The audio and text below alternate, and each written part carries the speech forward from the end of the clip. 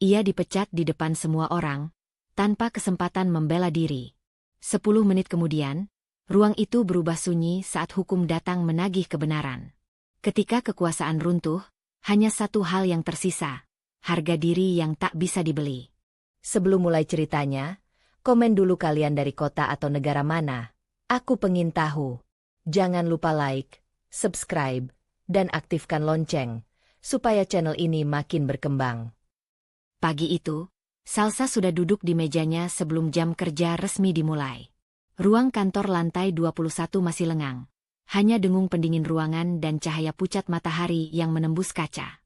Ia menata map laporan dengan rapi, seperti biasa. Gerakan tangannya tenang, tapi dadanya tidak. Dingin itu masih tertinggal sejak kemarin. Cara Arman menatapnya seolah ia bukan bagian dari perusahaan, apalagi keluarga. Bukan kemarahan yang terang-terangan. Justru ketidakpedulian yang rapi, yang membuatnya bertanya-tanya apakah keberadaannya benar-benar diakui. Salsa menarik napas pelan. Ia sudah terbiasa bekerja dengan perasaan seperti ini. Setidaknya, ia pikir begitu. Ia berjalan menuju ruang rapat direksi dengan langkah terukur. Nama Arman terpampang di pintu kaca buram, diikuti deretan kursi yang akan segera terisi orang-orang berpengaruh. Di sini, Salsa bukan hanya karyawan. Ia menantu. Status yang tidak pernah ia minta, tapi selalu dibebankan padanya. Rapat dimulai tepat waktu. Arman duduk di ujung meja, punggung tegak, wajah tanpa ekspresi. Saat Salsa masuk, Arman hanya melirik sekilas, lalu kembali menunduk pada dokumen di tangannya. Tidak ada anggukan. Tidak ada sapaan. Seolah Salsa adalah udara. Presentasi berjalan satu persatu. Ketika giliran Salsa, ia berdiri dan memaparkan analisis efisiensi operasional yang telah ia kerjakan selama 2 minggu. Data yang ia sajikan jelas, runtut, dan berdasar. Ia berbicara tanpa bergetar, meski tahu sepasang mata di ujung meja sedang mengamati, bukan untuk memahami, tapi mencari celah. Jika kita melakukan penyesuaian di lini distribusi, ujar Salsa, biaya operasional bisa ditekan tanpa mengorbankan kualitas. Beberapa kepala mengangguk. Hening sesaat mengisi ruangan. Arman akhirnya bersuara. Nadanya datar, nyaris sopan. Pendapat yang menarik, katanya, sambil menutup map. Meski tentu saja, teori di atas kertas seringkali berbeda dengan praktik di lapangan. Tidak ada bantahan langsung. Tidak ada penolakan eksplisit. Tapi senyum tipis itu, senyum yang tidak sampai ke mata, cukup untuk menurunkan suhu ruangan. Pengalaman lapangan tidak bisa digantikan oleh angka, lanjut Arman. Terutama bagi mereka yang masih belajar memahami kompleksitas bisnis keluarga. Kata-kata itu meluncur halus, tapi menghantam tepat sasaran. Salsa merasakan panas di tengkuknya. Ia tetap berdiri, menahan diri untuk tidak menunduk. Ia tahu, jika ia membela diri sekarang, rapat akan berubah arah. Dan ia tahu siapa yang akan disalahkan. Baik, Pak, ucapnya singkat. Ia duduk kembali, jari-jarinya saling mengunci di pangkuan. Di dalam dirinya, ada sesuatu yang terkelupas pelan. Luka lama tentang harus selalu membuktikan diri, tentang tak pernah cukup, bahkan saat ia melakukan segalanya dengan benar. Rapat berakhir tanpa keputusan. Orang-orang beranjak keluar, sebagian menepuk bahu Salsa dengan senyum canggung. Ia membereskan laptopnya perlahan. Arman sudah lebih dulu pergi, dikelilingi 2 manajer senior, tertawa kecil tentang hal-hal yang tidak ia dengar. Salsa keluar terakhir. Di parkiran basement, Dimas sudah menunggunya di dalam mobil. Suaminya itu menyandarkan kepala ke jok, ponsel di tangan. Saat melihat Salsa mendekat, Dimas tersenyum tipis, senyum yang biasanya menenangkan, tapi hari ini terasa kosong. Rapatnya gimana? Tanya Dimas sambil menyalakan mesin. Salsa menatap ke depan. Biasa. Dimas meliriknya sebentar. Ia tahu arti, biasa, itu. Ayah memang begitu, katanya. Kamu jangan diambil hati. Kalimat itu jatuh lebih berat dari yang dimaksudkan. Salsa menghela napas. Aku tidak minta diperlakukan istimewa, ujarnya pelan. Aku cuma ingin didengar sebagai profesional. Dimas mengencangkan genggaman pada setir. Aku ngerti. Tapi ini keluarga. Kamu tahu sendiri, ayah sensitif soal kritik. Bersabarlah sedikit. Bersabar. Kata itu lagi. Salsa menoleh, menatap wajah suaminya, anak Arman, yang tumbuh di bawah bayang-bayang figur dominan itu. Ada kelelahan di mata Dimas, tapi juga ketakutan. Takut kehilangan keseimbangan yang selama ini ia kenal. Bersabar sampai kapan? Tanya Salsa, suaranya hampir tak terdengar. Dimas terdiam. Lampu keluar parkiran menyala hijau, tapi mobil belum bergerak. Sampai semuanya tenang, jawabnya akhirnya. Demi kita. Salsa mengangguk kecil. Ia tahu Dimas tidak bermaksud menyakitinya. Tapi di dalam dadanya, dua hal saling bertabrakan. Martabat yang terus tergerus, dan pernikahan yang ia jaga dengan menahan diri. Ia menoleh ke jendela, melihat pantulan wajahnya sendiri, tenang di luar, retak di dalam. Saat mobil melaju, ponsel Salsa bergetar di tasnya. Ia tidak langsung membukanya. Ada dorongan aneh di dadanya, campuran antara takut dan penasaran. Ketika akhirnya ia melihat layar, hanya ada satu surel internal yang baru masuk. Subjeknya singkat. Laporan revisi, urgent. Pengirimnya bukan Arman. Bukan juga Dimas. Salsa menelan ludah. Ia menutup ponsel itu kembali tanpa membukanya. Menyadari satu hal dengan jelas. Tekanan ini tidak akan berhenti di ruang rapat. Dan untuk pertama kalinya, ia mempertimbangkan sebuah pilihan kecil. Membaca dengan lebih teliti, menyimpan dengan lebih hati-hati, yang mungkin akan menyeretnya ke risiko yang belum pernah ia hadapi sebelumnya. Salsa membuka laptopnya dengan perasaan yang belum sepenuhnya tenang. Bayangan surel urgent dari malam sebelumnya masih mengambang di kepalanya, seperti bayangan tipis yang tak mau pergi. Ia membacanya ulang pagi ini, di meja kerjanya, di antara deretan angka dan tabel yang sudah ia hafal di luar kepala. Revisi kecil, katanya. Penyesuaian format. Tak ada yang tampak berbahaya, tapi ada sesuatu yang mengganjal. Sebuah ketergesaan yang tak biasa. Permintaan yang datang bukan dari atasan langsungnya, melainkan dari Bagas, kepala keuangan yang jarang berurusan langsung dengannya. Salsa menggeser kursinya, menatap layar lebih lama dari yang seharusnya. Ia mengerjakan revisi itu dengan hati-hati, memastikan setiap angka tetap sesuai data awal. Ketika selesai, ia menyimpan salinan di folder pribadinya, kebiasaan baru yang lahir dari kegelisahan semalam. Keputusan kecil, nyaris tak terasa, tapi membuat jantungnya berdegup lebih cepat. Belum sempat ia mengirim laporan itu, Rani muncul di samping mejanya. Rekan kerjanya itu menunduk sedikit, seolah berbicara tentang hal remeh, padahal matanya menyiratkan sesuatu yang lain. "Kamu ada waktu sebentar?" bisik Rani. Salsa mengangguk dan mengikuti Rani ke pantry kecil di sudut lantai. Aroma kopi pahit mengisi ruangan, kontras dengan suara mesin yang berdengung pelan. Rani menuang air panas ke cangkirnya, lalu menatap Salsa dengan ragu. "Aku dengar kemarin kamu presentasi di rapat direksi," katanya akhirnya. Salsa mengangkat bahu. "Iya." Rani menghela napas. "Aku cuma mau bilang, hati-hati. Pak Arman gak suka kalau ada yang kelihatan mengoreksi cara kerjanya. Apalagi di depan banyak orang." Kalimat itu diucapkan tanpa emosi berlebihan, seperti peringatan cuaca.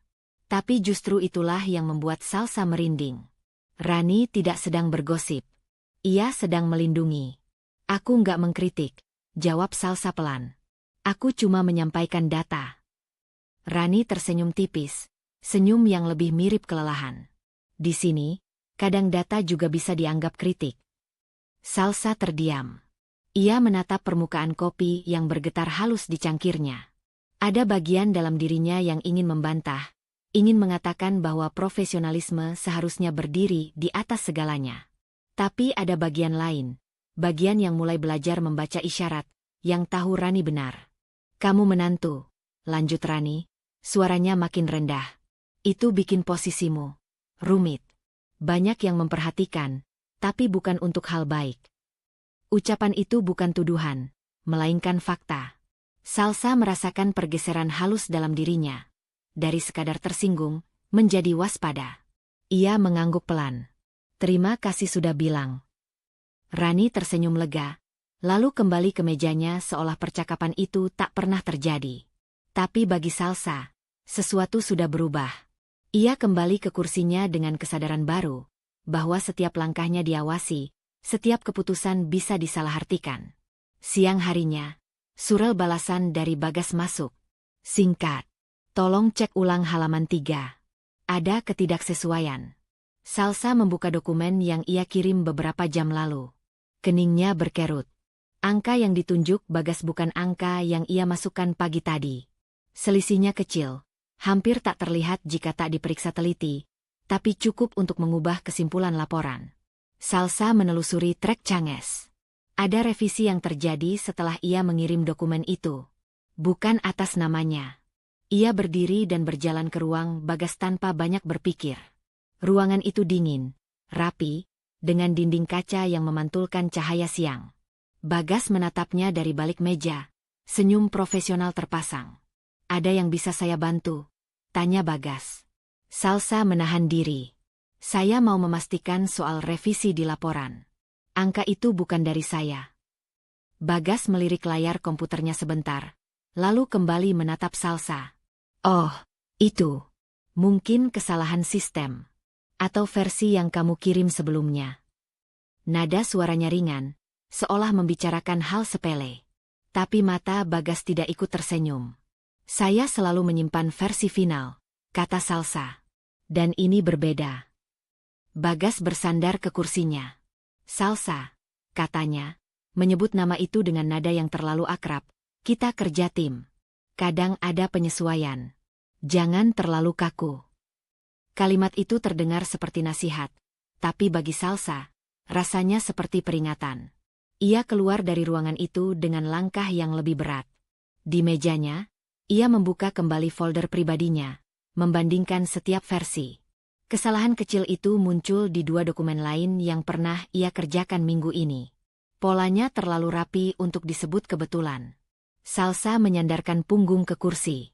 Detak jantungnya melambat, digantikan oleh perasaan dingin yang merayap. Ini bukan soal satu laporan. Ini tentang membentuk narasi. Perlahan, nyaris tak terlihat, bahwa ia ceroboh. Ponselnya bergetar. Pesan dari Dimas. Makan siang bareng?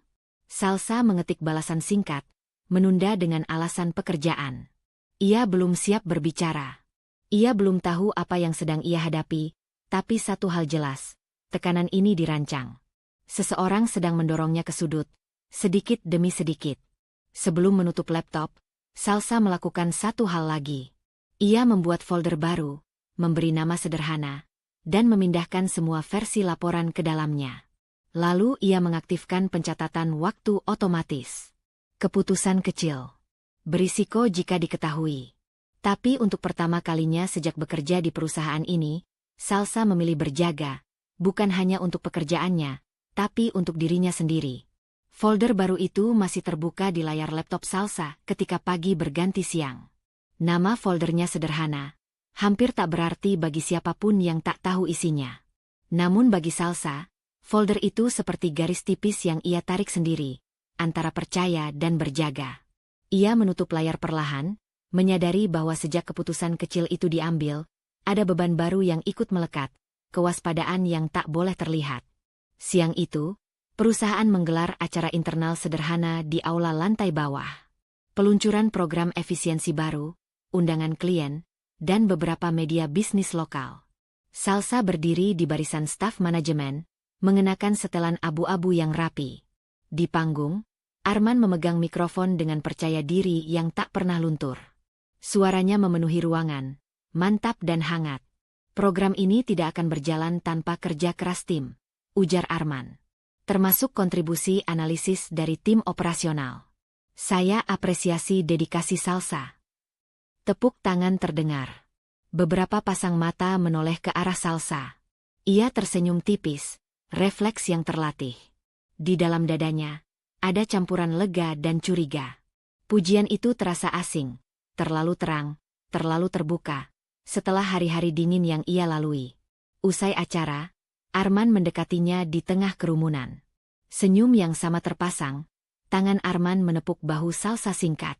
Kerja bagus, katanya, cukup keras untuk didengar orang di sekitarnya. Salsa mengangguk. Terima kasih, Pak. Namun senyum itu memudar begitu mereka memasuki koridor yang lebih sepi. Arman berjalan lebih dulu, langkahnya cepat dan pasti. Ia membuka pintu ruang kerjanya tanpa menoleh. Salsa mengikutinya. Jantungnya berdegup lebih kencang. Begitu pintu tertutup, suasana berubah. Arman meletakkan map di meja dengan bunyi datar. Saya dengar ada beberapa revisi laporan yang bermasalah, katanya tanpa basa-basi. Salsa menegakkan tubuh. Saya sudah cek, Pak. Perubahannya bukan dari. Arman mengangkat tangan, menghentikannya.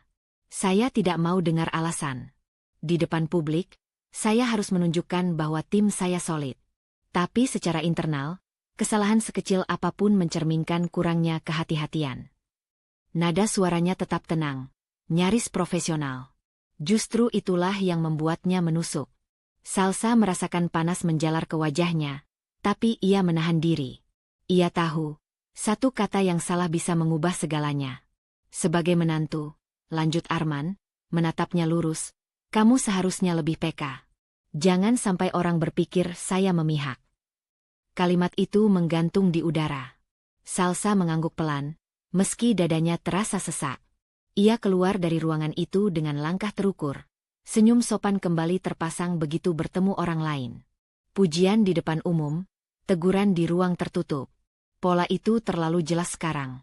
Sore harinya, Salsa pulang lebih awal. Ia menyetir tanpa menyalakan radio, membiarkan pikirannya berputar. Begitu sampai di rumah, aroma masakan menyambutnya.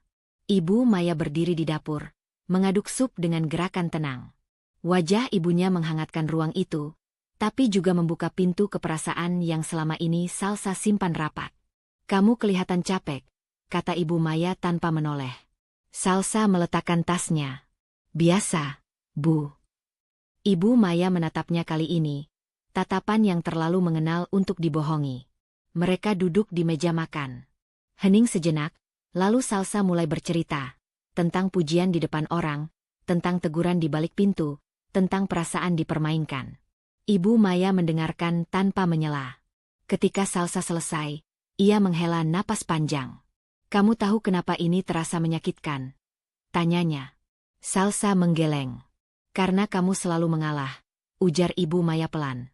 Sejak kecil, kamu percaya kalau diam itu sama dengan kuat.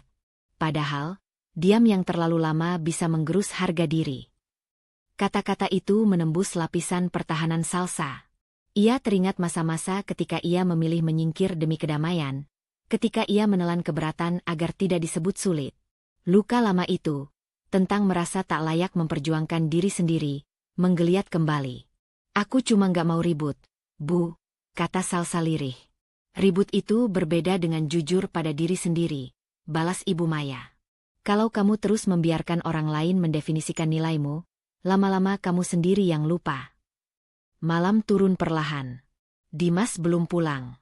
Salsa duduk di kamar, menatap layar ponsel yang gelap. Percakapan dengan ibunya menggema, bertabrakan dengan bayangan Arman di ruang kerja tadi. Dua dunia menariknya ke arah berlawanan.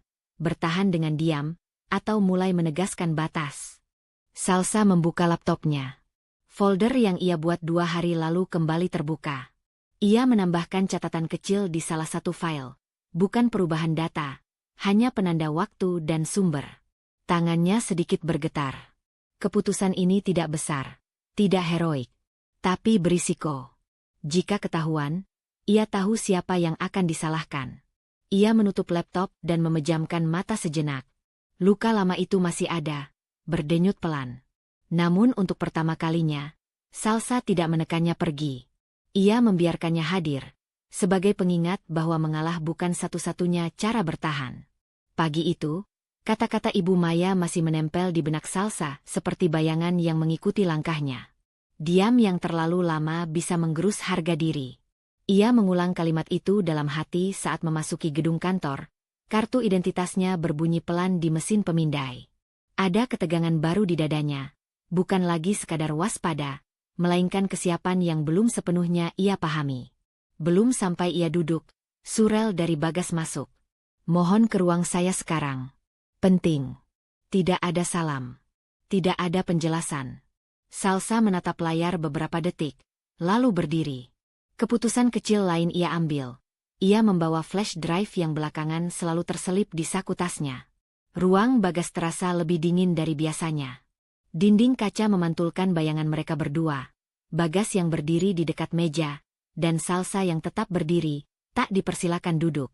Di atas meja, sebuah map coklat terbuka. Laporan yang ia kenal betul.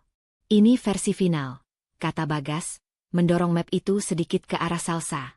Perlu tanda tanganmu sebelum jam makan siang. Salsa menunduk, membalik halaman. Matanya menyapu angka-angka yang sudah ia hafal. Ada pergeseran kecil, sekali lagi, pada pos biaya tertentu. Tidak mencolok, tapi konsisten. Terlalu konsisten untuk kebetulan. Angka ini tidak sesuai dengan data awal, kata Salsa, menjaga nadanya tetap netral. Saya tidak bisa menandatangani sebelum direvisi. Bagas tersenyum, senyum yang terlatih. Kita sudah bahas soal penyesuaian. Ini hanya pergeseran sementara. Sementara atau tidak, balas Salsa pelan, tanggung jawabnya tetap di tanda tangan saya. Hening menggantung. Bagas menyilangkan tangan, menatap Salsa lebih lama dari yang perlu. Kamu sadar, kan? Ini permintaan manajemen. Kata manajemen diucapkan Bagas seperti tameng. Salsa mengangguk kecil. Justru itu. Saya harus memastikan. Senyum Bagas memudar. Jangan membuat segalanya rumit. Salsa, kamu di posisi yang sensitif. Kalimat itu bukan ancaman terbuka, tapi cukup jelas. Salsa merasakan detak jantungnya meningkat. Ia teringat wajah Arman di ruang kerjanya, tatapan yang tenang tapi menekan. Ia teringat ibunya, suara lembut yang tegas.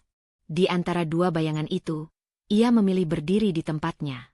Saya akan cek ulang, katanya akhirnya. Setelah itu, baru saya tanda tangani. Bagas menghela napas pendek, seolah kesabaran sedang diuji. Baik, tapi jangan lama. Salsa keluar dari ruangan itu dengan langkah terukur. Begitu sampai di mejanya, ia menutup layar monitor dan membuka folder pribadinya. Tangan-tangannya bergerak cepat, terlatih. Ia menyalin dokumen versi terakhir, menyimpan cap waktu, lalu menyimpannya ke flash drive. Ada rasa bersalah yang menyelinap, seolah ia melakukan sesuatu yang tak seharusnya, tapi ada juga rasa aman kecil yang tumbuh. Ia tidak mengubah apapun. Ia hanya menyimpan. Siang menjelang sore, pesan dari Dimas masuk. Ayah bilang kamu menunda tanda tangan. Kita perlu bicara. Salsa menatap pesan itu lebih lama dari biasanya. Ada jeda yang ia biarkan terjadi, seperti ruang bernapas kecil sebelum badai. Mereka bertemu malam itu di ruang tamu rumah. Dimas duduk dengan punggung tegak, wajahnya tegang. Salsa baru saja meletakkan tasnya ketika Dimas mulai bicara. Kamu tahu nggak, sikap kamu hari ini bikin ayah kelihatan buruk, kata Dimas, suaranya ditahan. Salsa menatap suaminya. Aku cuma minta waktu untuk cek laporan. Di depan manajemen, itu kelihatannya kamu menolak arahan, balas Dimas cepat. Ayah jadi harus menjelaskan. Penjelasan. Kata itu mengingatkan Salsa pada rapat, pada pujian yang berubah jadi teguran di balik pintu. Aku tidak mempermalukan siapapun, katanya, berusaha tenang. Aku menjaga pekerjaanku. Dimas menghela napas, berjalan mondar-mandir sebentar. Kamu menantu. Orang akan mengaitkan semua yang kamu lakukan dengan ayah. Sedikit saja kamu berbeda, dampaknya ke dia. Salsa merasakan sesuatu mengeras di dadanya. Lalu posisiku di mana? Tanyanya. Sebagai profesional atau sebagai bayangan? Dimas berhenti. Tatapannya melembut sesaat, lalu kembali kaku. Aku cuma minta kamu lebih fleksibel. Demi keluarga. Kalimat itu kembali. Sama, tapi kali ini efeknya berbeda. Salsa teringat bagaimana Bagas menekankan kata sensitif. Teringat bagaimana Arman berbicara tentang persepsi. Semua orang meminta ia menyesuaikan diri, menekuk sedikit demi sedikit. Aku tidak menolak bekerja sama, kata Salsa pelan. Aku menolak menandatangani sesuatu yang bermasalah. Dimas menunduk, mengusap wajahnya. Kamu membuat ayah merasa diserang. Hening jatuh di antara mereka. Salsa menyadari, untuk pertama kalinya, bahwa pernikahannya tidak memberinya perlindungan. Justru sebaliknya, ia menjadi jalur tekanan yang paling efektif. Malam itu, setelah Dimas masuk kamar tanpa berkata apa-apa lagi, Salsa duduk sendiri di ruang kerja kecilnya. Ia membuka laptop, mengakses folder yang kian berisi. Ia menambahkan satu catatan lagi, kronologi permintaan tanda tangan hari ini, tanpa emosi, hanya fakta. Jarinya berhenti sejenak di atas keyboard. Jika ini terbaca oleh orang yang salah, ia tahu risikonya. Ia menutup laptop dengan napas panjang. Keputusan kecil hari ini telah membawanya lebih jauh dari yang ia rencanakan. Ia tidak tahu tujuan akhir dari tekanan ini, tapi satu hal menjadi jelas. Garis tipis yang ia tarik mulai terlihat oleh orang lain. Dan setiap langkah berikutnya akan membuatnya semakin sulit untuk kembali berpura-pura tidak melihat apa-apa. Malam yang nyaris tanpa tidur meninggalkan bekas di mata Salsa keesokan paginya. Ia bangun dengan kepala berat, pikirannya masih terjebak pada percakapan dengan Dimas. Pada kata fleksibel yang terasa seperti perintah untuk menghilang pelan-pelan. Di kantor, ia duduk lebih tegak dari biasanya. Seolah postur tubuh bisa menahan badai yang tak terlihat. Salsa membuka laptop dan langsung menuju folder pribadinya. Catatan kronologi kemarin malam terbaca kering dan rapi, tanpa emosi. Ia sengaja menuliskannya begitu. Emosi membuat segalanya kabur. Fakta, setidaknya, bisa berdiri sendiri. Ia menutup folder itu ketika notifikasi pesan internal muncul. Bisa ketemu sebentar? Perlu klarifikasi data. Pengirimnya, Laras. Nama itu membuat jantung Salsa berdetak lebih cepat. Laras adalah auditor internal. Orang yang pekerjaannya menelusuri jejak yang orang lain ingin hapus. Mereka jarang berinteraksi langsung. Permintaan bertemu diam-diam seperti ini bukan kebetulan. Salsa membalas singkat, menyepakati waktu di ruang arsip lantai bawah, tempat yang jarang dilewati. Saat ia melangkah ke sana, setiap langkah terasa lebih berat. Ia sadar betul, satu percakapan bisa mengubah banyak hal. Ruang arsip dingin dan berbau kertas lama. Laras sudah menunggu, berdiri dekat rak besi, memegang tablet. Wajahnya tenang, tapi matanya waspada. Tatapan seseorang yang terbiasa membaca ketidaksinkronan. Terima kasih sudah datang, kata Laras pelan. Nada suaranya profesional, tapi sengaja direndahkan. Aku tidak ingin ini terdengar resmi. Salsa mengangguk.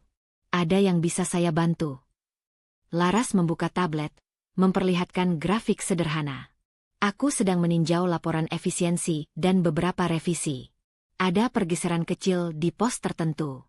Tidak besar, tapi polanya berulang. Salsa menahan napas. Ini bukan tuduhan. Ini undangan untuk bicara jujur. Data awalnya dari saya, kata Salsa. Pergeseran itu bukan. Laras mengangguk, seolah mengonfirmasi dugaan. Aku perlu memastikan satu hal, lanjutnya. Apakah kamu diminta menandatangani versi yang sudah direvisi itu? Pertanyaan itu sederhana, tapi jawabannya berisiko. Salsa merasakan ketegangan merambat dari tengkuk ke bahu. Ia teringat Bagas mendorong map, teringat Dimas berbicara tentang persepsi, teringat Arman menekankan kepekaan. Semua suara itu bersatu, menekan. Iya, jawab Salsa akhirnya. Saya menolak. Laras menatapnya lebih lama, lalu menarik napas. Baik. Untuk saat ini, temuan ini belum cukup untuk langkah hukum. Angkanya kecil. Bisa dianggap kesalahan administrasi. Kata-kata itu seharusnya menenangkan, tapi justru membuat dada Salsa terasa sesak. Kecil. Tidak cukup. Artinya, semua risiko yang ia hadapi belum sebanding dengan dampak apapun. Namun, lanjut Laras, menurunkan suara lebih jauh, pola seperti ini jarang berdiri sendiri. Biasanya ada lapisan. Salsa merasakan getaran halus di tangannya. Dorongan moral yang selama ini ia tekan mulai mencari celah. Apa yang kamu butuhkan dari saya? Tanyanya. Laras menutup tablet. Klarifikasi. Dan, jika kamu punya, versi dokumen sebelum revisi. Permintaan itu masuk akal. Juga berbahaya. Salsa menatap rak arsip di samping mereka, seolah jawaban bisa muncul di sana. Ia memikirkan flash drive di tasnya, folder yang kian berisi. Menyerahkan salinan berarti mengikat dirinya lebih jauh pada sesuatu yang belum jelas ujungnya. Aku tidak akan menyebut namamu di laporan awal, kata Laras, membaca keraguan di wajah Salsa. Tapi aku tidak bisa menjanjikan apapun jika ini berkembang. Kejujuran itu terasa pahit. Salsa mengangguk pelan. Saya perlu waktu. Ambil waktumu, jawab Laras. Tapi jangan terlalu lama. Data punya umur. Percakapan mereka berakhir tanpa jabat tangan.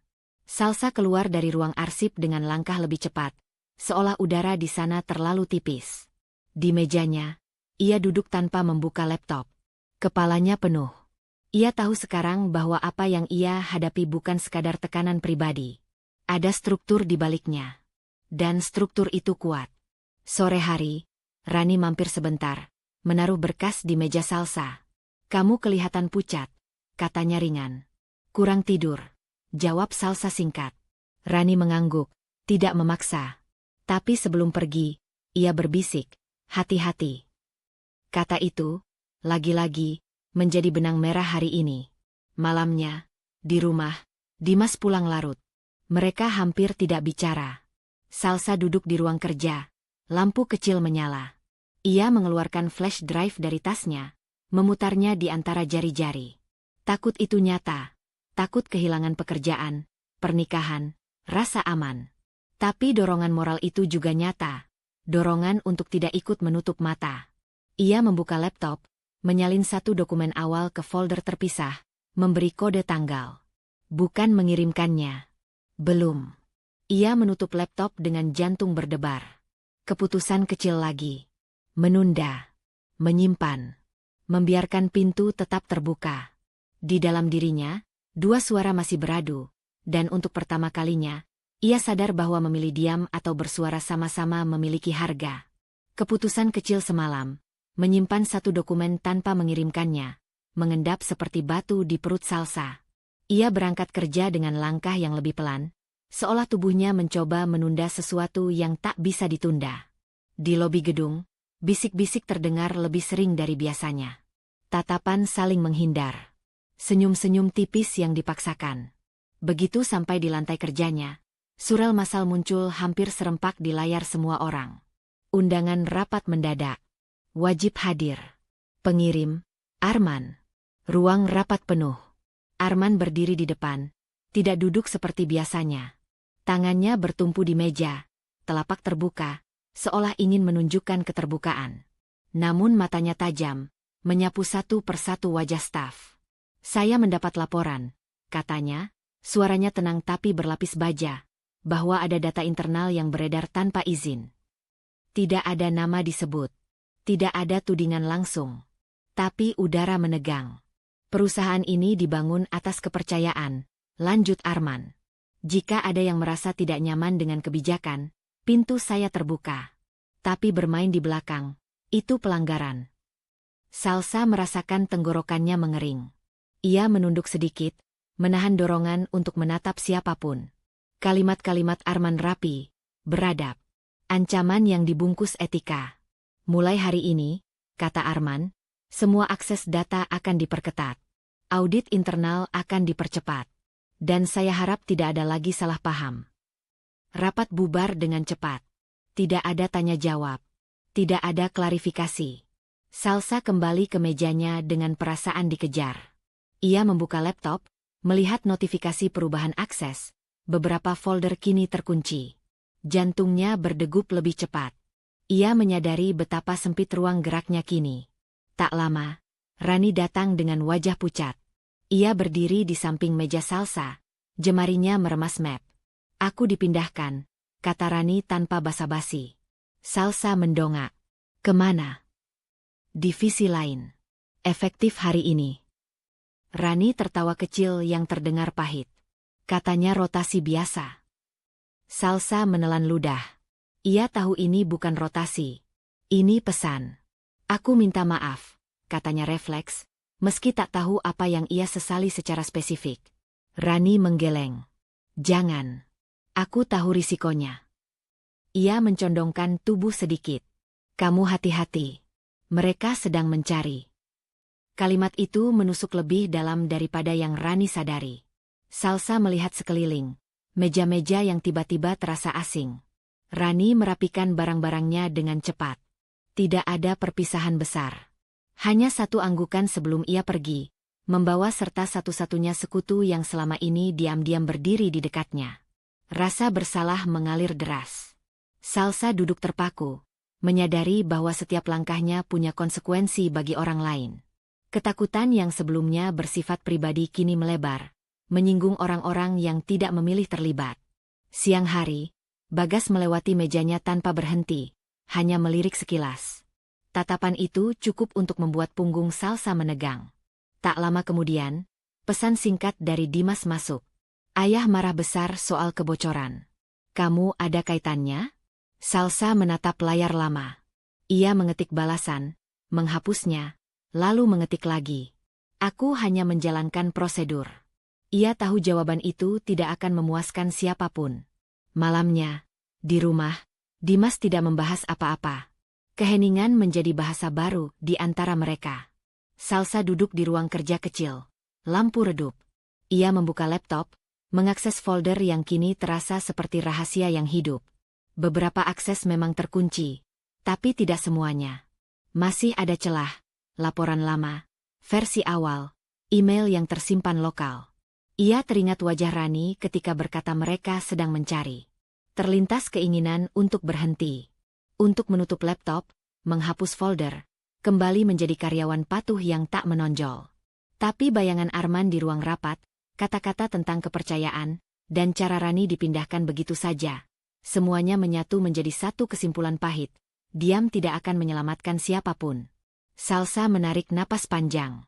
Ia mulai bekerja dengan metode baru. Tidak mengunduh berlebihan. Tidak mengakses dari jaringan kantor lebih lama dari perlu. Ia mencatat, menandai, menyimpan di tempat terpisah. Bukan banyak. Sedikit demi sedikit. Seperti menabung, tapi untuk kebenaran yang belum tahu kapan bisa dicairkan. Ada ketakutan yang terus menyertainya, tapi ada juga keteguhan yang pelan-pelan tumbuh. Ia tidak lagi berharap ada yang berdiri di sisinya.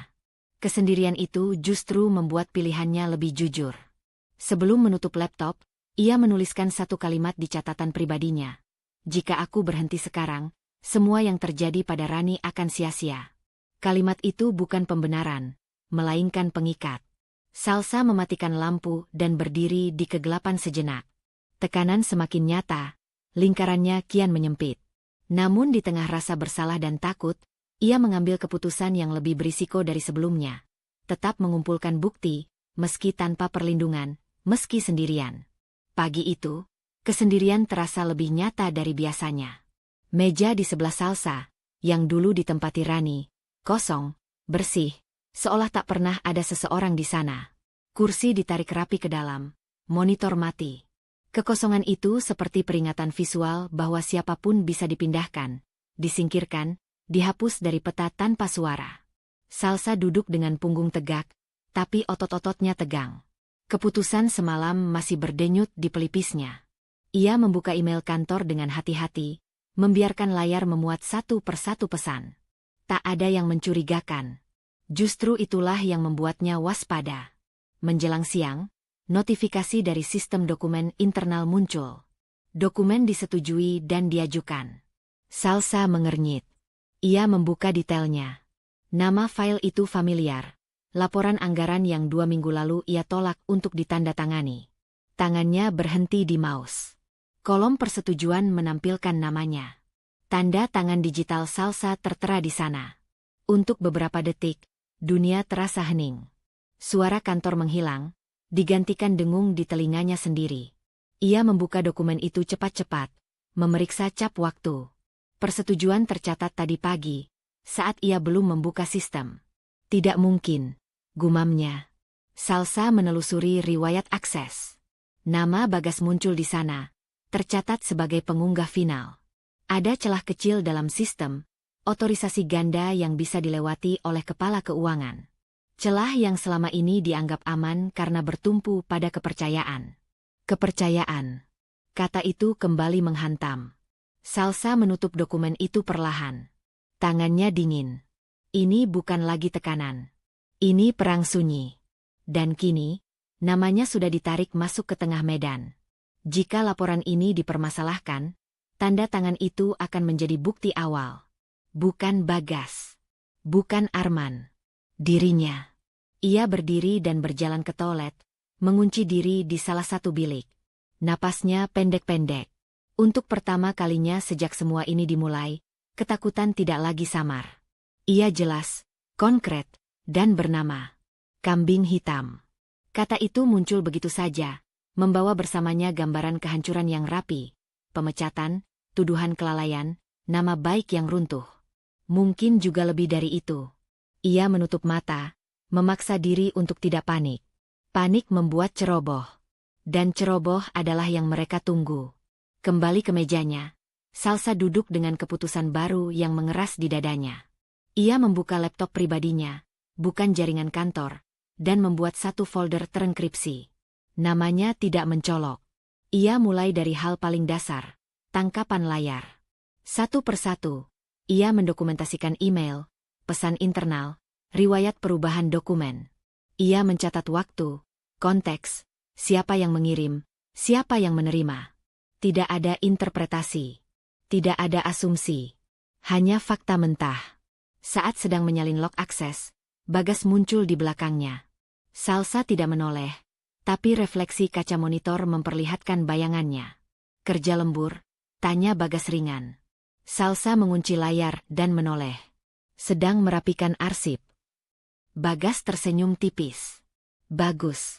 Kita semua harus ekstra rapi sekarang. Nada itu membuat kulit Salsa merinding. Ia mengangguk tanpa berkata apa-apa. Bagas berjalan pergi, meninggalkan jejak tekanan yang tak terlihat. Salsa menunggu beberapa detik sebelum membuka kembali laptopnya, memastikan ruangan aman. Sore hari, pesan dari Laras masuk. Aku lihat laporan itu sudah disetujui. Kita perlu bicara. Salsa menatap layar lama. Jadi Laras juga melihatnya. Ia membalas singkat, menyetujui pertemuan esok hari. Setidaknya satu orang di dalam sistem ini tahu ada yang janggal. Itu memberi sedikit napas. Di rumah, Dimas pulang lebih awal. Wajahnya tegang, rahangnya mengeras. Kamu tanda tangan laporan itu? Tanyanya tanpa pembuka. Salsa menatap suaminya, menyadari betapa cepat narasi menyebar. Tidak. Dimas menghela napas kasar. Tapi namamu ada di sana. Ada perbedaan besar antara ada dan melakukan, jawab Salsa, berusaha menjaga suaranya tetap datar. Dimas terdiam sejenak. Ayah sedang di bawah tekanan. Ini bukan waktu yang tepat untuk... Untuk apa? Potong Salsa pelan. Untuk jujur. Kata itu menggantung di udara. Dimas mengusap wajahnya, lalu berpaling. Aku cuma nggak mau kamu terseret lebih jauh. Salsa tersenyum pahit. Aku sudah terseret. Malam itu, setelah Dimas tertidur, Salsa kembali ke ruang kerjanya. Ia menyimpan salinan dokumen yang memuat tanda tangan palsu itu, lengkap dengan metadata. Ia mengamankannya di dua tempat berbeda. Setiap langkah terasa seperti berjalan di atas tali tipis. Salah sedikit, ia bisa jatuh. Namun di balik ketakutan itu, ada kejelasan baru. Pola yang selama ini samar kini terlihat utuh. Tekanan, pemindahan, puzzle. Semua mengarah ke satu tujuan, menyiapkan pengganti jika sesuatu bocor ke permukaan. Dan pengganti itu adalah dirinya. Salsa menutup laptop dengan tangan gemetar tapi tekad yang mengeras. Ia sadar, mulai detik ini, ia tidak hanya mengumpulkan bukti. Ia sedang melindungi dirinya sendiri dari narasi yang sedang dibangun tanpa persetujuannya. Keputusan kecil berikutnya pun ia ambil. Lebih berisiko dari sebelumnya. Setiap komunikasi penting, sekecil apapun, akan ia dokumentasikan. Tidak untuk menyerang. Untuk bertahan. Di dalam sunyi malam, Salsa duduk sendirian, menyadari bahwa garis yang ia tarik kini tak bisa dihapus. Dan di seberang garis itu, ada kekuatan besar yang mulai menyadari bahwa ia tidak lagi sepenuhnya patuh. Nama Salsa masih tercetak rapi di kolom persetujuan dokumen itu ketika ia membuka layar laptop pagi itu. Meski ia tahu tanda tangan itu palsu, melihatnya tetap membuat perutnya mual. Semalam ia tidur dengan gelisah, terbangun beberapa kali dengan bayangan yang sama. Dirinya berdiri sendirian di ruang sidang, sementara semua orang yang ia kenal memilih menoleh ke arah lain. Pesan dari Laras kembali terlintas di benaknya. Kita perlu bicara. Bukan ajakan. Bukan basa-basi. Itu peringatan. Mereka bertemu di ruang rapat kecil yang jarang digunakan, jauh dari lantai direksi. Laras sudah duduk di sana, laptop terbuka, tirai ditutup setengah. Begitu Salsa masuk, Laras tidak langsung bicara. Ia memastikan pintu terkunci, lalu mempersilakan Salsa duduk. Apa yang akan aku tunjukkan ini, kata Laras pelan, tidak bisa ditarik kembali. Nada suaranya membuat tangan Salsa langsung dingin. Ia mengangguk, meski bagian dalam dirinya ingin mundur satu langkah. Laras memutar layar ke arah Salsa. Di sana bukan lagi satu laporan, bukan dua. Ada rangkaian file, grafik, dan alur transaksi yang saling terhubung. Laras menelusurinya perlahan, sistematis. Awalnya aku juga mengira ini kesalahan administratif, ujar Laras. Angka kecil, pergeseran ringan. Tapi setiap kali aku tarik ke belakang, selalu ada satu persetujuan yang sama. Salsa menatap layar. Nama Arman muncul berulang kali. Tidak selalu di posisi utama, kadang sebagai persetujuan akhir, kadang sebagai pengesahan kebijakan yang membuka celah. Selalu rapi. Selalu sah secara administratif. Ini bukan satu pelanggaran, lanjut Laras. Ini pola. Berlapis. Dan dilindungi oleh struktur. Jantung Salsa berdentum keras. Dilindungi? Bagaimana? Laras membuka dokumen lain. Ada perusahaan rekanan yang terus muncul. Dimiliki oleh orang kepercayaan Arman. Transaksi dibuat kecil-kecil supaya tidak mencolok. Bagas memastikan angka di laporan operasional terlihat wajar. Salsa menggenggam ujung kursinya. Getaran halus menjalar dari tangannya ke seluruh tubuh. Ini bukan lagi tentang laporan yang ia tolak tanda tangani. Ini tentang sistem yang sengaja dibangun. Arman tahu. Suara Salsa hampir tak keluar. Laras menatapnya lurus. Arman adalah pusatnya. Kata-kata itu jatuh seperti benda berat di ruang sempit. Salsa menunduk, napasnya tercekat. Di kepalanya, wajah Arman muncul bertumpuk-tumpuk. Arman yang memujinya di depan publik, Arman yang menegurnya di balik pintu, Arman yang berbicara tentang kepercayaan dan keluarga. Semua itu kini terlihat seperti lapisan cat di atas besi berkarat. Ini sudah masuk ranah pidana, kata Laras. Tapi bukti yang ada belum cukup kuat untuk dibawa keluar. Masih perlu penguat. Salsa mengangguk tanpa benar-benar mendengar. Tubuhnya gemetar, bukan karena takut ketahuan, melainkan karena kesadaran yang menghantam tiba-tiba. Ia bukan hanya sedang melawan tekanan kantor. Ia berdiri di depan sesuatu yang jauh lebih besar dan lebih berbahaya. Aku tidak akan memaksamu, lanjut Laras. Tapi kamu sudah terlibat, sadar atau tidak. Namamu sudah dipakai. Salsa teringat tanda tangan palsu itu. Terbayang betapa mudahnya semua ini diarahkan kepadanya jika keadaan berbalik. Ia mengangguk pelan. Aku perlu waktu. Laras menutup laptop. Waktu adalah kemewahan yang tidak kita punya banyak. Percakapan itu berakhir tanpa kesimpulan. Salsa keluar dari ruang rapat dengan langkah goyah. Setiap wajah yang ia lewati terasa seperti topeng. Setiap pintu terasa seperti jebakan. Ia baru sadar betapa rapuh posisinya sejak awal. Malamnya, ketegangan itu ia bawa pulang. Dimas sudah ada di rumah, duduk di sofa dengan ponsel di tangan. Begitu melihat wajah Salsa yang pucat, ia langsung berdiri. Ada apa? Tanya Dimas. Salsa ragu sejenak, lalu memutuskan tidak berputar-putar. Aku bicara dengan auditor internal. Dimas mengerutkan kening. Soal apa lagi? Bukan cuma laporan, kata Salsa.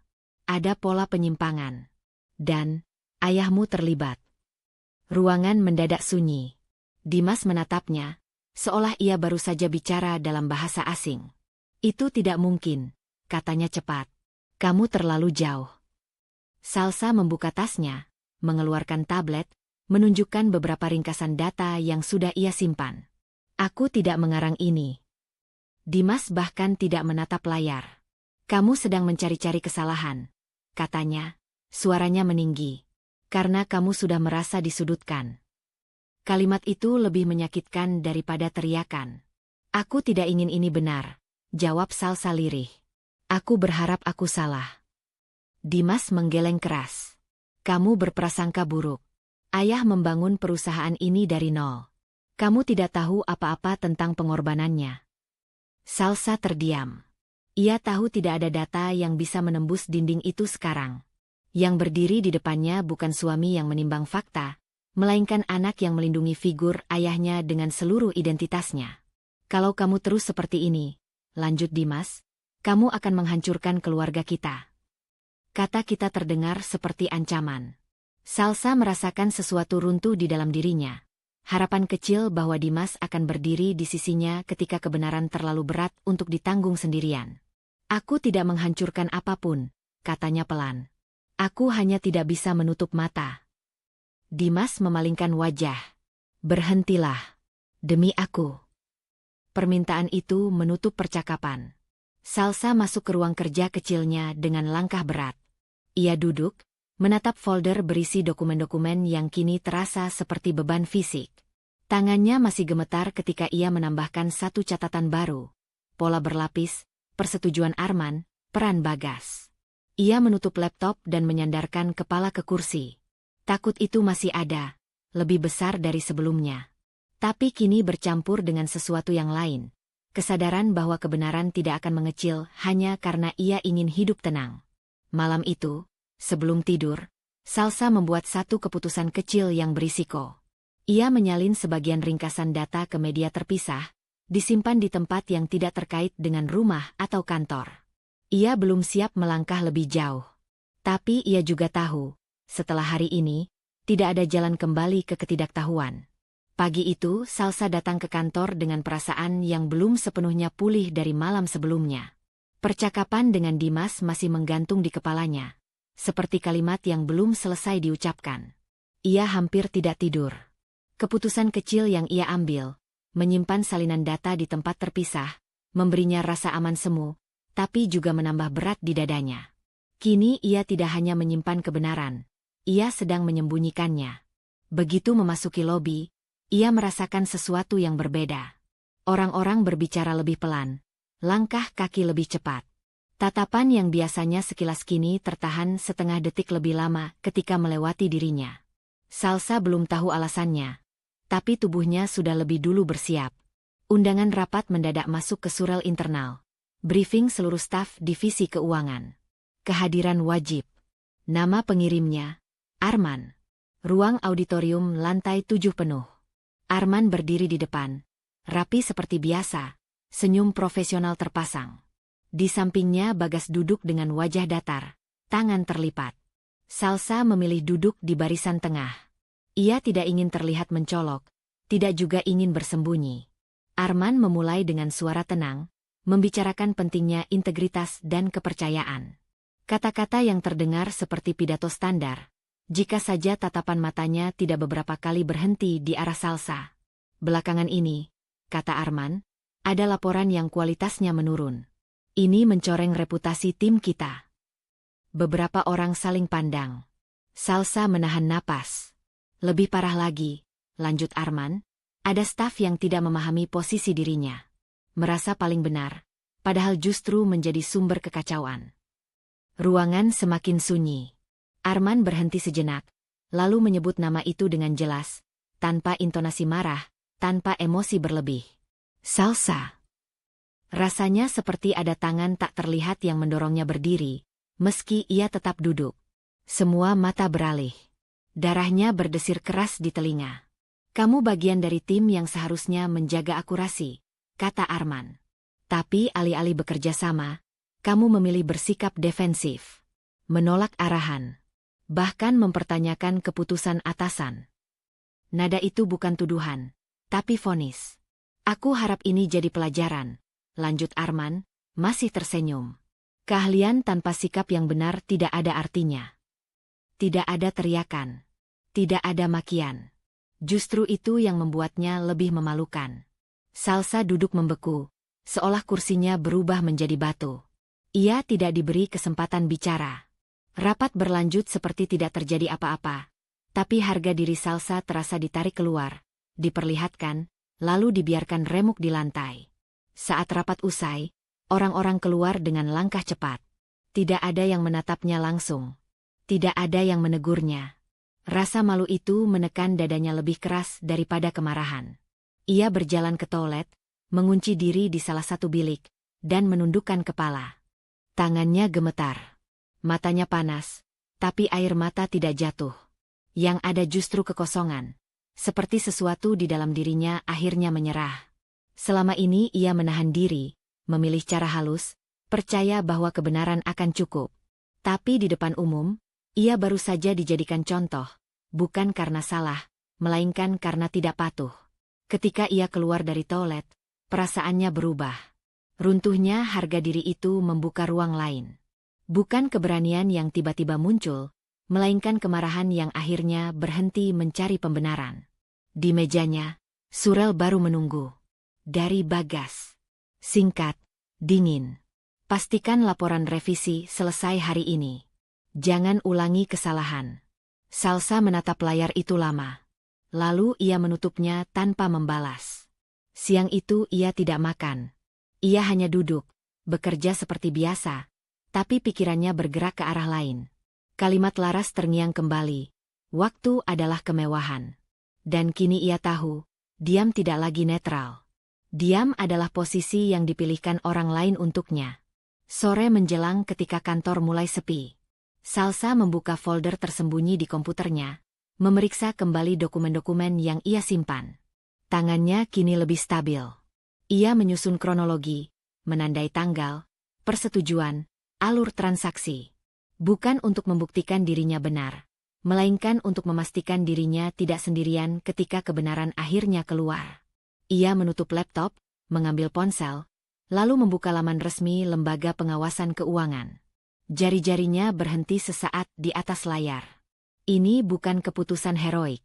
Ini langkah kecil yang bisa menghancurkan hidupnya jika salah. Ia teringat wajah Dimas ketika menuduhnya berprasangka buruk. Teringat Rani yang dipindahkan. Teringat namanya sendiri yang dipalsukan. Dengan napas panjang, ia mengisi formulir pengaduan awal. Tanpa emosi berlebihan. Tanpa cerita dramatis. Hanya fakta dan indikasi.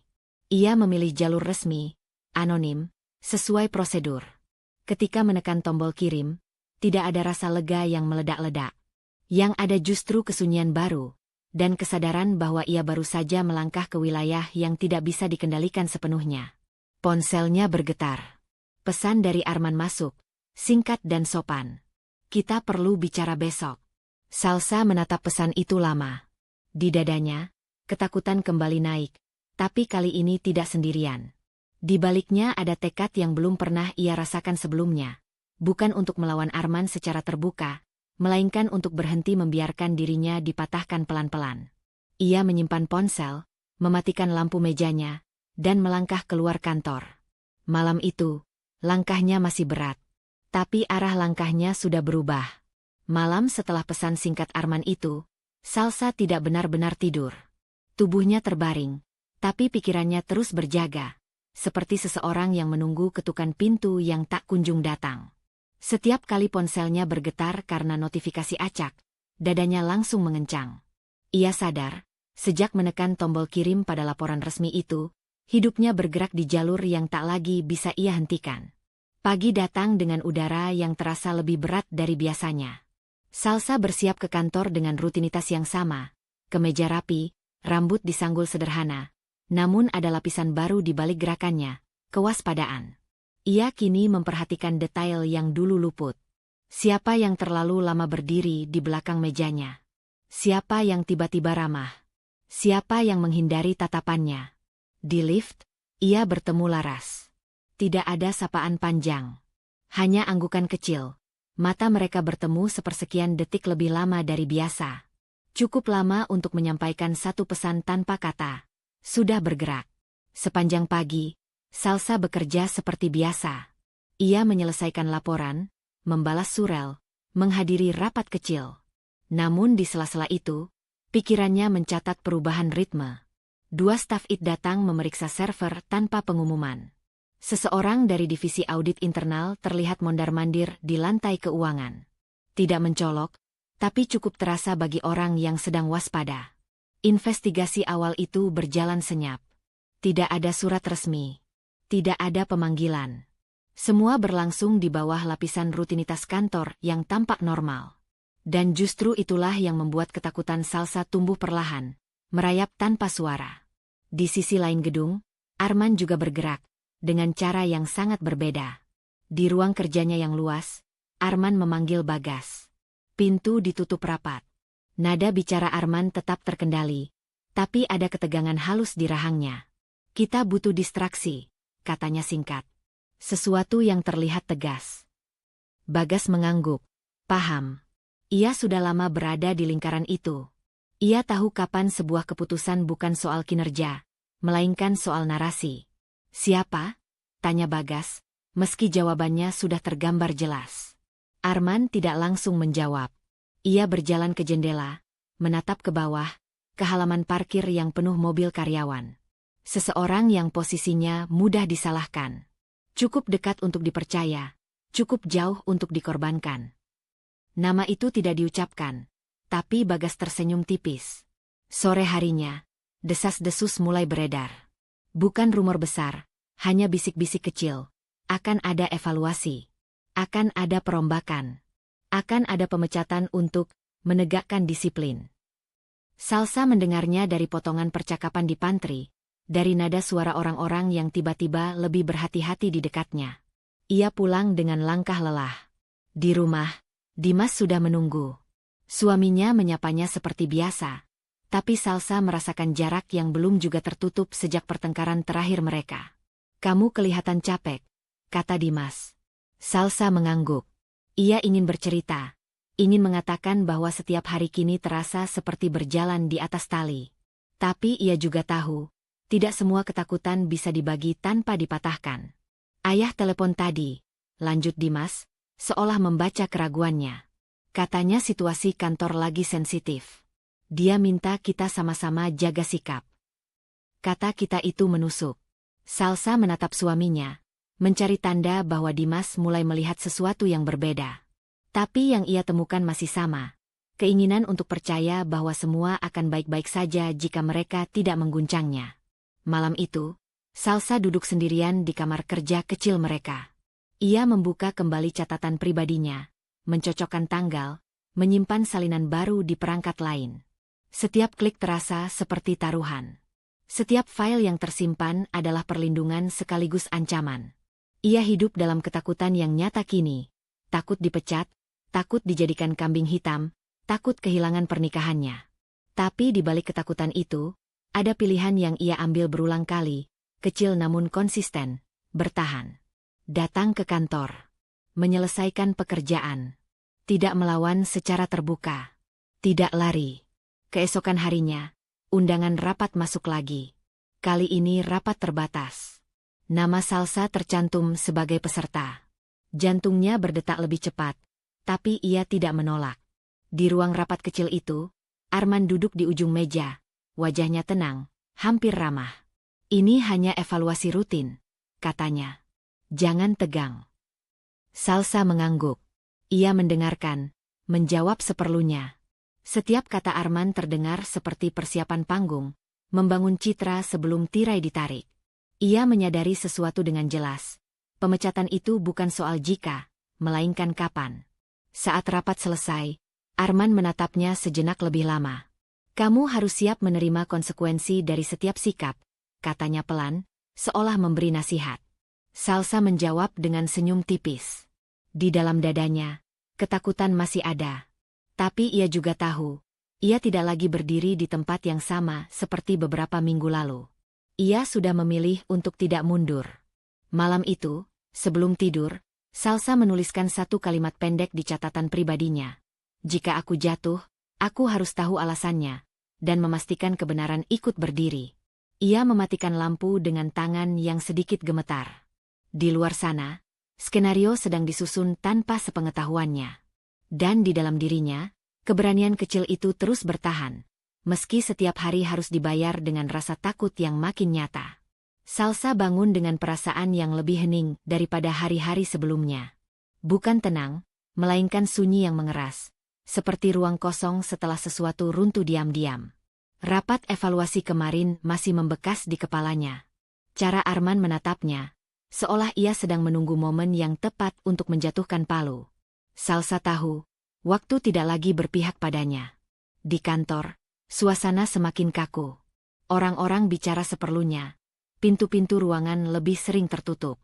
Salsa bekerja tanpa kesalahan, bahkan lebih teliti dari biasanya. Setiap angka ia cek 2 kali. Setiap surel ia arsipkan. Ia tahu, jika ia tergelincir 1 langkah saja, itu akan digunakan sebagai pembenaran. Menjelang siang, ponselnya bergetar. Pesan singkat dari Laras masuk, tanpa basa-basi. Bisa ketemu. Penting. Mereka bertemu di parkiran bawah tanah, tempat yang jarang dipakai. Laras berdiri di samping mobilnya, wajahnya terlihat lebih tegang dari biasanya. Tidak ada senyum profesional, tidak ada nada netral. Aku dapat sesuatu, kata Laras pelan begitu Salsa mendekat. Bukan lagi indikasi. Laras membuka tasnya sedikit, memperlihatkan flash drive kecil. Tangannya tidak gemetar, tapi napasnya berat. Ini alur lengkapnya, lanjut Laras. Dana diputar lewat anak perusahaan, lalu masuk ke rekening perantara. Ada tanda tangan digital, persetujuan berlapis. Nama Arman muncul bukan sebagai kecelakaan, tapi sebagai pengendali. Salsa merasakan lututnya melemah. Selama ini, meski sudah curiga, masih ada bagian dalam dirinya yang berharap semuanya hanya salah urus, kesalahan sistem, atau ulah 1-2 orang. Bukti di tangan Laras menutup semua celah itu. Ini sudah cukup, tanya Salsa, suaranya nyaris tak terdengar.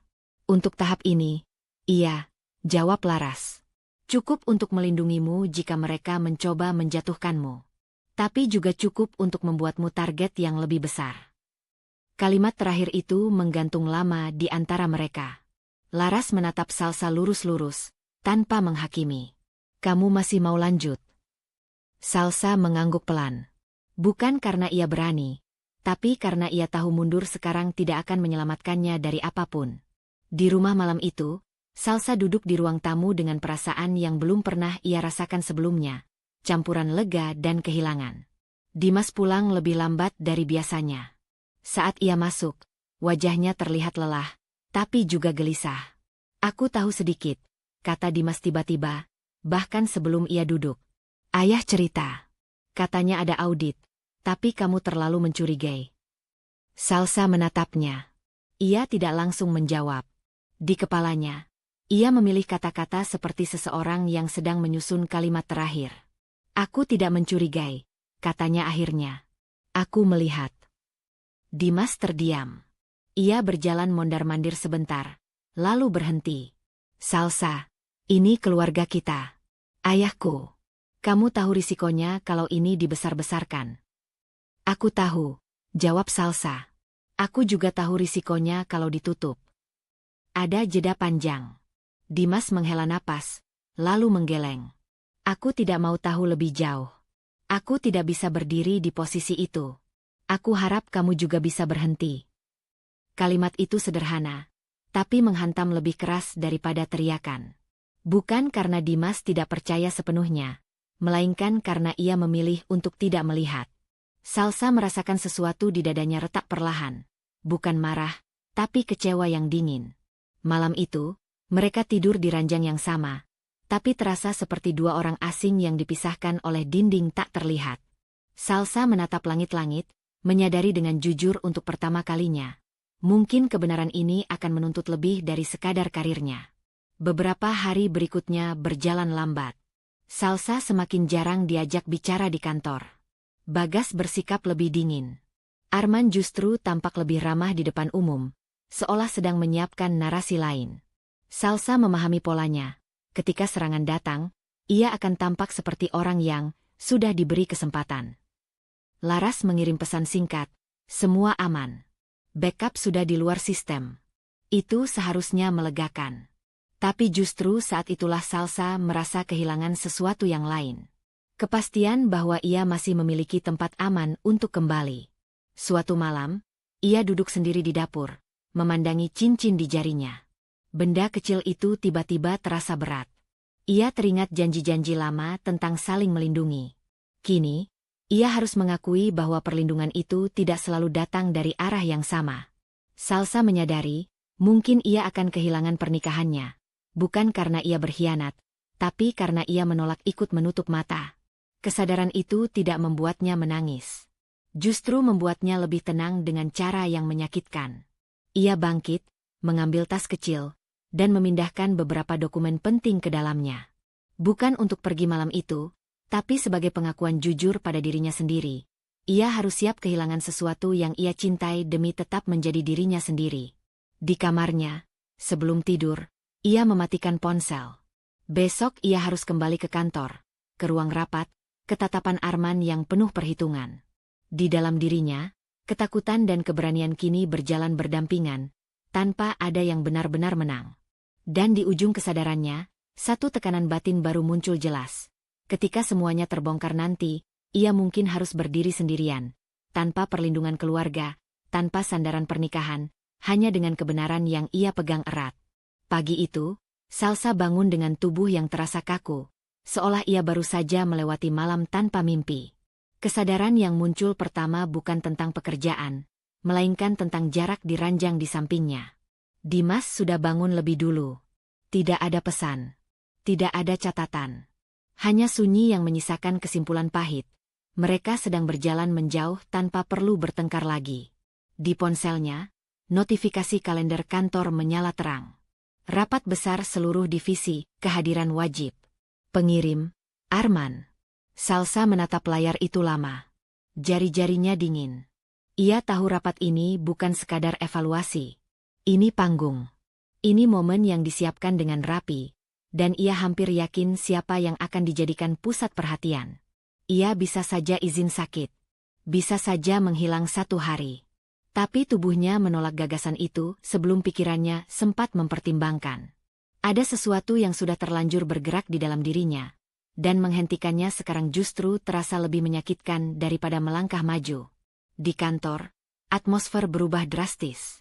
Spanduk perusahaan dipasang rapi. Proyektor disiapkan. Staf dari berbagai divisi berkumpul. Banyak yang berbisik, sebagian terlihat tegang. Salsa berjalan melewati lorong dengan kepala tegak, meski dadanya berdebar keras. Laras tidak terlihat. Itu membuat Salsa waspada, tapi juga sedikit lega. Jika Laras tidak muncul, berarti ia masih berada di balik layar, menjaga jarak aman. Bagas terlihat mondar-mandir, memastikan segala sesuatu berjalan sesuai rencana. Tatapannya pada Salsa dingin, nyaris menantang. Auditorium penuh. Arman naik ke podium dengan percaya diri yang khas. Ia memulai dengan pidato tentang transparansi, profesionalisme, dan pentingnya loyalitas. Kata-kata yang indah, disampaikan dengan nada yang nyaris kebapakan. Salsa mendengarkan tanpa ekspresi. Setiap kalimat Arman terasa seperti lapisan gula yang menutupi sesuatu yang lebih pahit. Ia merasakan telapak tangannya berkeringat. Di tasnya, ia memastikan ponselnya berada di tempat yang mudah dijangkau. Beberapa waktu terakhir, kata Arman, kita menghadapi tantangan internal. Bukan dari luar, melainkan dari dalam. Kalimat itu membuat ruangan hening. Salsa merasakan denyut di pelipisnya. Kita tidak boleh membiarkan kesalahpahaman, atau ambisi pribadi, merusak kepercayaan yang sudah dibangun bertahun-tahun. Tatapan Arman menyapu ruangan, lalu berhenti sejenak di arah Salsa. Tidak lama, tapi cukup jelas. Di dalam diri Salsa, konflik batin yang selama ini ia tahan akhirnya berdiri berhadap-hadapan tanpa jalan kabur. Ketakutan akan dipecat. Kehilangan pernikahan. Nama baik yang hancur. Semua itu berbaris rapi, menunggu giliran untuk terjadi. Di sisi lain, ada kelelahan yang dalam. Lelah terus mengalah, lelah memendam, lelah menjadi tameng untuk kebusukan orang lain. Arman melanjutkan presentasi. Slide demi slide berisi grafik kinerja, laporan keuangan yang terlihat bersih di permukaan. Salsa tahu di balik angka-angka itu ada lubang yang sengaja ditutup. Jika ada yang merasa tidak sejalan dengan nilai perusahaan, kata Arman tenang, maka kami akan meninjau kembali posisinya. Kalimat itu jelas. Sebuah undangan sekaligus ancaman. Salsa menarik napas perlahan. Ia tidak berdiri. Belum. Tapi di dalam dirinya, sesuatu sudah berhenti mundur. Ia menyadari dengan kejelasan yang menyakitkan. Apapun yang terjadi setelah rapat ini, hidupnya tidak akan kembali seperti semula. Tidak ada lagi pilihan aman. Di sela rapat, ponselnya bergetar pelan. Pesan singkat dari nomor tak dikenal masuk. Isinya singkat, formal. Dokumen diterima. Mohon tetap bersikap normal. Kami memantau. Jantung Salsa berdegup lebih cepat. Tapi kali ini bukan hanya karena takut. Ada rasa lain yang ikut muncul, keteguhan yang lahir dari keputusan yang sudah diambil sepenuhnya. Rapat berakhir dengan tepuk tangan sopan. Arman turun dari podium, dikerumuni beberapa manajer. Beberapa orang melirik ke arah Salsa, sebagian dengan iba, sebagian dengan curiga. Tidak ada yang menghampirinya. Saat ia berdiri hendak keluar, Arman memanggilnya. Salsa, katanya, suara cukup keras untuk didengar beberapa orang. Tolong temui saya setelah ini. Kalimat itu seperti pengunci terakhir. Salsa mengangguk singkat. Di dadanya, konflik batin yang selama ini berputar kini mencapai satu titik yang jelas. Ia tidak lagi bertanya harus atau tidak. Pertanyaannya kini hanya siap atau tidak. Ia melangkah keluar auditorium dengan langkah mantap yang terasa asing baginya sendiri. Di balik pintu itu, ia tahu, jebakan sedang menunggu. Tapi untuk pertama kalinya, ia tidak lagi mencari jalan mundur. Di lorong yang sepi, Salsa berhenti sejenak, menenangkan napas. Ia meraih tasnya, memastikan semua yang ia butuhkan masih ada. Ini bukan akhir. Tapi ini adalah batas terakhir sebelum segalanya terbuka. Dan ketika ia melangkah menuju ruang Arman, satu tekanan batin baru menguat di dalam dirinya. Apapun yang terjadi di balik pintu itu, ia harus memilih antara menyelamatkan dirinya sendiri, atau menyelamatkan kebenaran dengan risiko kehilangan segalanya. Langkah Salsa berhenti tepat di depan pintu ruang rapat utama. Beberapa menit sebelumnya, ia dipanggil kembali dengan alasan, klarifikasi akhir. Kalimat itu terdengar administratif, nyaris sopan. Tapi tubuhnya tahu, ini bukan sekadar klarifikasi. Ini eksekusi yang ditunda sebentar agar terlihat sah. Ia masuk dengan kepala tegak. Di dalam ruangan, hampir seluruh jajaran manajerial sudah duduk. Bagas ada di sisi kanan Arman. Beberapa wajah yang ia kenal menunduk, sebagian pura-pura sibuk membuka berkas. Tidak ada kursi kosong di dekat pintu. Salsa berdiri di tengah ruangan, sendirian. Arman membuka rapat tanpa basa-basi. Terima kasih sudah kembali, katanya dengan nada tenang. Kami perlu menyelesaikan satu hal penting demi menjaga kredibilitas perusahaan. Ia menatap Salsa lama, seolah memberi kesempatan terakhir untuk bereaksi. Salsa tidak berkata apa-apa. Di dalam dirinya, ketakutan dan kelelahan sudah menyatu menjadi satu rasa yang tumpul. Setelah evaluasi internal, lanjut Arman, kami menemukan adanya indikasi manipulasi laporan keuangan. Beberapa orang menarik napas pelan.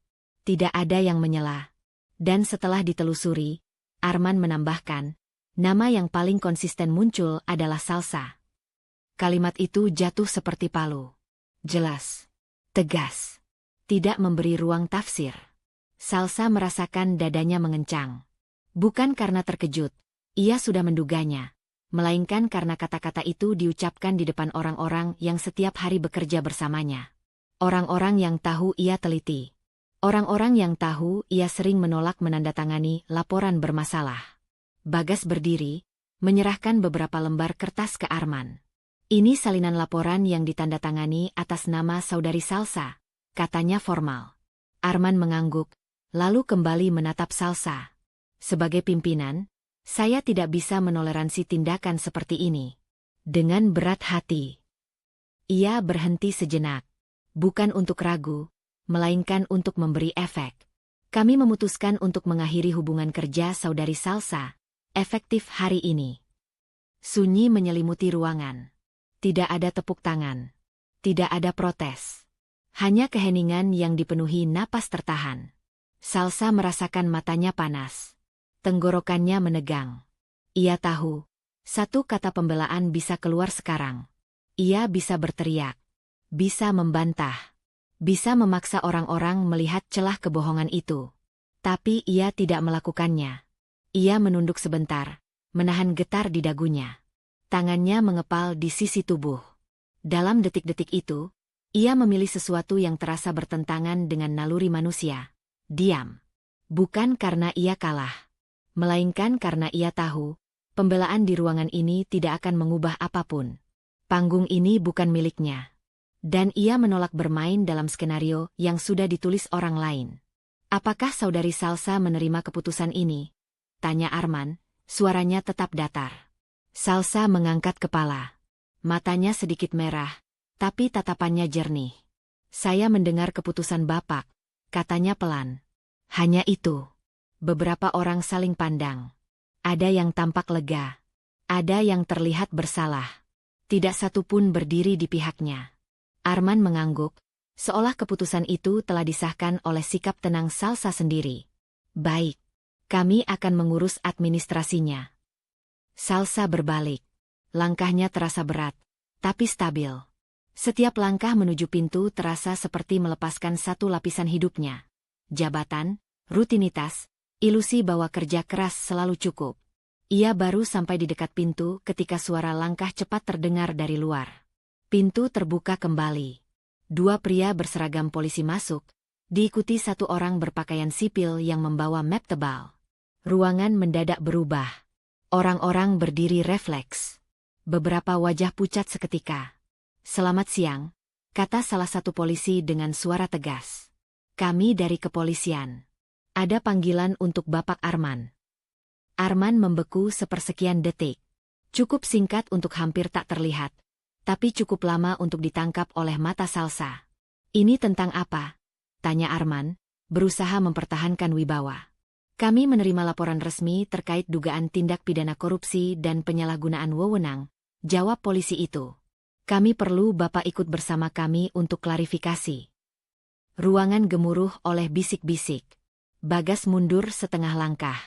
Beberapa manajer menatap Salsa, lalu kembali ke Arman, seolah baru menyusun ulang potongan puzzle yang selama ini tidak masuk akal.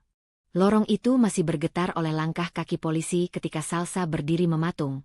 Punggungnya menempel pada dinding dingin. Suara pintu lift menutup di kejauhan terdengar seperti penanda bahwa sesuatu yang lama akhirnya benar-benar terlepas dari genggaman. Tapi tubuhnya belum sempat mencerna itu sebagai akhir. Yang ia rasakan justru gelombang baru ketegangan, lebih tajam, lebih dekat. Ia belum melangkah jauh ketika salah satu polisi menghampirinya. Nada bicaranya sopan, profesional. Ibu Salsa, kami perlu keterangan tambahan. Tidak sekarang, tapi hari ini. Salsa mengangguk. Tidak ada pilihan lain. Tidak ada ruang untuk menawar. Ia sadar, sejak Arman melangkah keluar ruangan itu, posisinya berpindah sepenuhnya. Dari terdakwa palsu menjadi bagian dari mesin hukum yang berjalan. Di dalam ruang rapat, suasana berubah kacau. Para manajer yang tadi diam kini berbicara bersamaan. Ada yang bertanya, ada yang menyalahkan, ada yang sibuk menyelamatkan diri sendiri. Salsa berdiri di pinggir, bukan lagi pusat perhatian, tapi juga belum bebas. Laras masuk beberapa menit kemudian, ditemani petugas. Wajahnya pucat, tapi matanya teguh. Ketika pandangan mereka bertemu, tidak ada senyum, hanya pengakuan diam-diam. Ini sudah sejauh ini. Di depan jajaran direksi yang tersisa, petugas memaparkan temuan awal. Tidak panjang, tidak emosional. Hanya fakta yang disusun rapi, alur dana, dokumen persetujuan, tanda tangan digital, rekening perantara. Nama Arman muncul berkali-kali, bukan sebagai korban sistem, melainkan pengendali. Bagas mencoba menyela. Saya hanya menjalankan perintah, katanya, suaranya meninggi. Semua laporan itu. Kami juga menemukan keterlibatan saudara Bagas dalam pemalsuan dokumen, potong petugas dengan nada datar. Termasuk penggunaan nama pihak lain tanpa persetujuan. Kata-kata itu membuat ruangan kembali senyap. Wajah Bagas kehilangan warna. Ia menoleh ke arah Salsa, seolah ingin mengatakan sesuatu. Entah permohonan, entah ancaman, Tapi tatapan Salsa tetap tenang. Bukan dingin, melainkan kosong. Tidak ada lagi ruang untuk dialog pribadi. Ketika Bagas diminta ikut keluar, lututnya terlihat goyah. Tidak ada lagi sikap menantang. Tidak ada lagi nada atasan. Ia berjalan di belakang polisi, bayangannya menyusut di balik pintu yang tertutup. Laras kemudian diminta duduk. Ia memperkenalkan diri sebagai auditor internal yang menyerahkan temuan awal dan cadangan bukti ke pihak berwenang. Suaranya sempat bergetar, tapi tidak runtuh.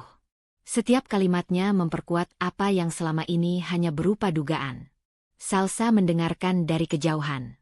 Setiap bukti yang dipaparkan seharusnya memberi rasa lega. Tapi yang datang justru kelelahan yang dalam. Seperti seseorang yang akhirnya berhenti berlari setelah bertahun-tahun, dan baru menyadari betapa letih kakinya. Beberapa jam kemudian, ia keluar dari gedung itu sebagai mantan karyawan, saksi, dan menantu dari seorang tersangka korupsi. Status-status itu berlapis, saling bertabrakan, dan belum satu pun benar-benar selesai. Di luar, ponselnya bergetar tanpa henti. Pesan dari nomor tak dikenal. Notifikasi berita internal. Lalu satu panggilan yang membuat jantungnya tercekat. Dimas. Ia mengangkatnya setelah beberapa dering. Aku baru tahu semuanya. Suara Dimas terdengar pecah. Tidak marah. Tidak menuduh. Hancur. Aku lihat ayah dibawa keluar. Aku bodoh. Salsa menutup mata. Di dadanya, ada perasaan yang sulit diberi nama. Bukan kemenangan. Bukan balas dendam. Hanya sedih yang tenang. Aku minta kamu pulang, lanjut Dimas. Kita bicarakan. Aku seharusnya percaya sama kamu dari awal. Salsa tidak langsung menjawab. Di kepalanya, wajah Dimas selama ini berkelebat. Permintaan untuk bersabar, ajakan menutup mata, keinginannya menjaga keluarga meski dengan mengorbankan kebenaran. Aku butuh waktu, kata Salsa akhirnya. Suaranya lembut, tapi tegas. Bukan untuk menghukummu, tapi untuk memastikan aku tidak mengkhianati diriku sendiri lagi. Di seberang sana, Dimas terdiam lama. Aku mengerti, katanya pelan. Untuk pertama kalinya, kalimat itu terdengar tanpa pembelaan. Malam itu, Salsa duduk sendirian di bangku halte tak jauh dari kantor. Ia menatap gedung yang lampunya masih menyala, meski penghuninya telah berganti peran. Hujan turun tipis, membasahi bahunya. Ia tidak menyingkir. Ada sesuatu dalam dirinya yang ingin merasakan dingin itu, sebagai penanda bahwa semua ini nyata. Ia sadar, meski Arman diseret keluar dan Bagas ditahan, perjuangannya belum selesai. Kesaksian akan panjang. Tekanan publik akan datang. Dan hubungannya dengan Dimas kini berada di tepi yang rapuh. Ponselnya kembali bergetar. Pesan dari Laras. Besok kita dipanggil resmi. Terima kasih sudah bertahan. Salsa mengetik balasan singkat. Kita lakukan yang perlu. Ia berdiri, mengangkat tasnya, dan melangkah pergi dari halte itu. Di dalam dirinya, satu keputusan kecil namun berisiko mulai terbentuk. Ia tidak akan kembali ke rumah malam ini. Bukan untuk melarikan diri, melainkan untuk memberi jarak, agar esok hari, ketika ia berdiri sebagai saksi resmi, ia berdiri dengan pijakan yang benar-benar miliknya sendiri. Pagi itu datang tanpa suara keras. Tidak ada panggilan mendadak, tidak ada notifikasi yang memaksa. Salsa bangun di kamar kecil rumah ibunya, tempat ia bermalam sejak kemarin, dengan cahaya matahari yang masuk pelan melalui celah tirai. Tubuhnya masih lelah, tapi napasnya terasa lebih ringan. Untuk pertama kalinya setelah sekian lama, ia tidak bangun dengan rasa waspada. Di meja kecil dekat jendela, ponselnya tergeletak dalam keadaan sunyi. Tidak ada pesan dari kantor. Tidak ada panggilan dari pengacara perusahaan. Semua yang perlu dikatakan sudah dikatakan kemarin. Dalam berita acara, dalam kesaksian resmi. Konflik yang selama ini menghimpit hidupnya akhirnya berdiri di tempat yang semestinya. Di ranah hukum, bukan lagi di pundaknya sendiri. Salsa duduk di tepi ranjang, menatap jemarinya. Luka itu masih ada. Ia tidak menyangkalnya. Tapi luka itu tidak lagi berdarah. Ia sudah berhenti menutupinya dengan kepatuhan yang dipaksakan. Di dapur, suara panci terdengar pelan. Ibu Maya sedang menyiapkan teh, Gerakannya sederhana dan tenang. Saat Salsa masuk, ibunya menoleh, matanya langsung membaca sesuatu yang berubah. "Kamu kelihatan lebih ringan," kata Ibu Maya, sambil menuangkan air panas. Salsa tersenyum kecil. "Aku capek, Bu. Tapi bukan capek yang sama." Mereka duduk berhadapan, tanpa banyak kata. Kehadiran Ibu Maya selalu seperti itu, tidak menuntut penjelasan panjang, tidak memaksa luka dibuka. Cukup dengan duduk, dan dunia terasa lebih masuk akal. Siang harinya, Salsa bertemu Dimas untuk terakhir kali. Mereka memilih tempat netral, kedai kopi kecil yang tenang. Tidak ada saksi keluarga. Tidak ada bayangan Arman. Hanya dua orang yang pernah berjanji untuk saling melindungi, kini harus jujur tentang batas masing-masing. Dimas datang dengan wajah yang tampak lebih tua. Matanya lelah, bahunya turun. Ia tidak lagi membawa argumen, hanya penyesalan yang tidak mencari pembenaran. "Aku tidak datang untuk memintamu kembali," kata Dimas pelan setelah mereka duduk. "Aku hanya ingin bilang aku akhirnya mengerti." Salsa menatapnya lama. Tidak ada kemarahan yang ia tahan. Tidak juga keinginan untuk menegakkan kemenangan. Yang ada hanya kejelasan. "Aku tahu kamu terluka," jawab Salsa. "Dan aku juga terluka. Tapi kita memilih cara yang berbeda untuk menghadapinya." Dimas mengangguk, menelan napas. "Aku memilih aman. Kamu memilih benar." Kalimat itu tidak menyakitinya. Justru terasa jujur. "Aku tidak membencimu," kata Salsa. "Tapi aku tidak bisa kembali ke hidup yang memintaku menutup mata." Mereka berpisah tanpa tangis, tanpa pelukan. Tidak dingin, tapi selesai.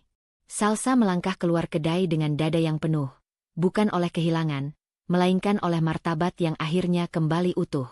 Beberapa hari kemudian, ia menandatangani surat pengunduran diri dari ikatan keluarga itu secara resmi. Tidak ada tuntutan balas dendam. Tidak ada pernyataan emosional. Hanya keputusan yang rapi dan tegas. Ia memilih keluar tanpa menyeret kebencian bersamanya. Di sore yang tenang, Ibu Maya memeluknya di teras rumah. Pelukan itu lama, hangat, dan penuh makna yang tidak perlu diucapkan. Salsa merasakan tubuhnya mengendur, air mata jatuh pelan, bukan karena kalah, melainkan karena sembuh. "Kamu tidak salah memilih kebenaran," bisik Ibu Maya. "Dan kamu tidak harus membayar pilihan itu dengan kehilangan dirimu." Salsa mengangguk di bahu ibunya. Untuk pertama kalinya, ia percaya sepenuhnya pada kalimat itu. Hari-hari berikutnya diisi dengan langkah kecil.